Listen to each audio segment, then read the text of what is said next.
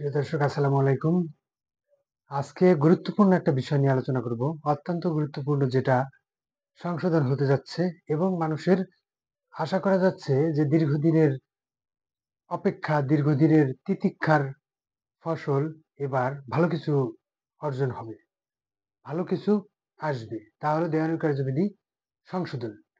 দেওয়ানি কার্যবিধি সংশোধন হয়ে একটা আইন করার চিন্তা ভাবনা করতেছে এবং অলরেডি পাঁচশো করার চিন্তা ভাবনা হয়ে যাচ্ছে, যেটার মাধ্যমে মৌখিক সাক্ষ্য বর্জন, অর্থাৎ আপনি যদি কোনো মোকদ্দমা দায়ের করেন, তাহলে মোকদ্দমার অনেকগুলো স্টেজ আছে। ওই স্টেজগুলো পার হওয়ার পরে আপনার মৌখিক সাক্ষী দিতে হয়।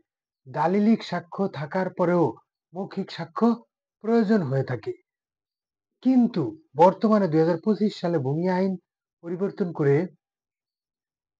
শুধুমাত্র দালিলিক সাক্ষ্যের উপর ভিত্তি করে ডিক্রি দিয়ে দেবে।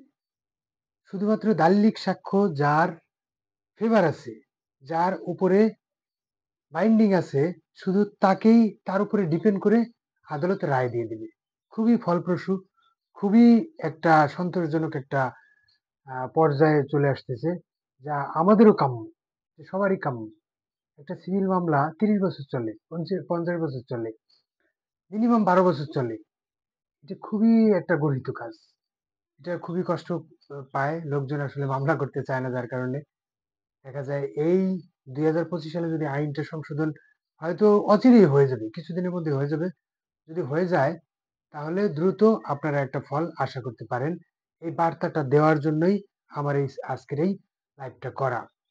আমি আরেকটু বলে যাই, এখানে আমি লিখে রাখছি জারি মামলা বাদ। সিভিল মামলার কতগুলো স্টেজ আছে, স্টেজের মধ্যে একটা হলো, লাস্ট স্টেজটা হলো জারি মামলা। তাহলে কি, আমি একটা ডিগ্রি পাইলাম, ডিগ্রি পাওয়ার পরে কি হবে? ডিগ্রি মনে করেন মামলা দায়ের করলাম, মামলা দায়ের করে অপরপক্ষ চিঠি দিল, উনি আবার জবাব দাখিল করলো, তারপরে প্রসিডিংস হলো, তারপরে উনি জবাব দাখিল করার পরে সাক্ষী দিল, দলিলিক সাক্ষ্য উপস্থাপন করলো, এরকম করে একবার লাস্ট স্টেজে চলে যায়, একটা রায় দিল, রায়ের উপরে ভিত্তি করে একটা ডিক্রি দিল। ডিক্রি দিল যে আপনার এই সম্পত্তিটা কার, অমুকের। তখনও কিন্তু ওই সম্পত্তিটা চূড়ান্ত বা অমুকের না। আবার একটা জারি মামলা করতে হয়, ১ পেজের একটা জারি মামলা করতে হয়। এই জারি মামলাটা বাতিল হয়ে যাচ্ছে, জারি করার দরকার নেই। এক ডিক্রিতেই এক কামে সব কাম, এক ডিক্রিতেই সব বলে দেবে, যে একই সাথে জারি হয়ে যাবে। আর আলাদাভাবে জারি মামলা করার দরকার নেই। জারি মামলা কি হয়, জারি মামলা দেখা যায় পার্টিরা জানে না, অনেক সময় পার্টিরা আসতে চায় না, অনেক সময় কোর্টে আসে না, যার কারণে জারিও একটা প্রসিডিংস এর পর্যায়ে অনেকদিন লেগে যায়। তো এই জারি মামলা যদি বাতিল হয়ে যায়, আবার মৌখিক সাক্ষ্য যদি বাতিল হয়ে যায়, তাহলে আপনার একটা সম্পত্তি আছে, ডকুমেন্টারি এভিডেন্স আছে, আপনার দলিল আছে, আপনার সিএসএস, আরএস, ডিএস, তার পর্চা আছে, অথবা আপনার নামজারি পর্চা আছে, ডকুমেন্টারি চেইন যে থাকার কথা ওইটা আছে, বাস আপনারে ডিক্রি দিয়ে দিবে। আলাদা আর কোনো সময় নষ্ট করবে না, আলাদা আর কোনো সময় নেবে না।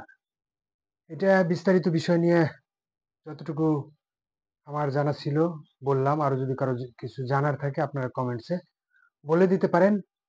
আমি আপনাদের চেষ্টা করব জানানোর জন্য। সবাইকে ধন্যবাদ। আসসালামু আলাইকুম।